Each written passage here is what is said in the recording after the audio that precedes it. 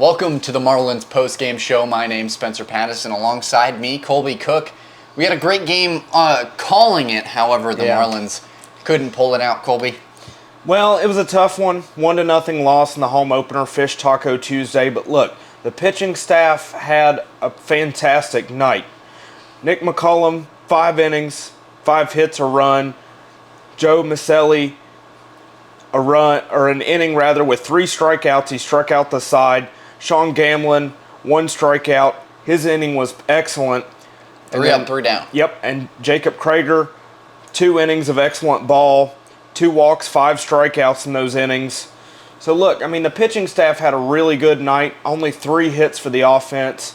Just couldn't really string it together. You're going to have these off nights, and you've got to find a way to, maximize your hitting potential and maximize the pitching potential, Spencer, because not every game is going to end up 7-2 like it did last night. Yeah, Michael Gould, Philip Bernstein, and Ryan Bellamy, those 3 guys were able to get the hits, but the bats were not alive. Pitching was outstanding from both teams, like you said. We play this team, the Sharks, 2 more times this week alone, Thursday and Friday, so that's definitely going to be something to look out for. But the boys have a bounce-back game tomorrow night against the Fungo. What do you think about that game? Look, the Wake Forest Fungo, that's definitely a difficult team to look out for because they're not in the Coastal Plain League. This is going to be technically an exhibition game, if you will, not in league play. So it's going to be kind of a tough game to prep for. But look, this is also a really good bounce-back opportunity because a lot of these guys are in state with the Fungo. A lot of these guys have never seen any of these guys before.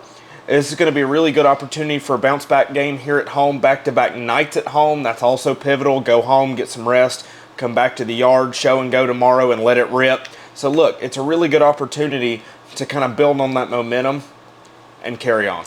The pitching, phenomenal. The hitting wasn't there today. The past 2 games it was. But other than those 2 things, Colby, what do the Marlins need to do going forward to win some games? Well, so we've seen some potent offense. We've also seen some very potent pitching and some very potent defense. But look, the one thing you got to have together to win ball games is to mesh those things. But the one thing I will say is this. This is what I will take as a teachable moment for games like this. When you're not finding it with the bats, you've got to maximize those opportunities. 3 hits tonight for the Marlins. You've honestly got to use ABC baseball. If you realize the bats aren't cooking, you got to use some ABC baseball to get those runners over and get them in.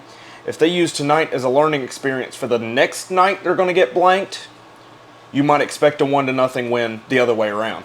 Yes, 6 games in a row for the Marlins. Tonight was the 2nd.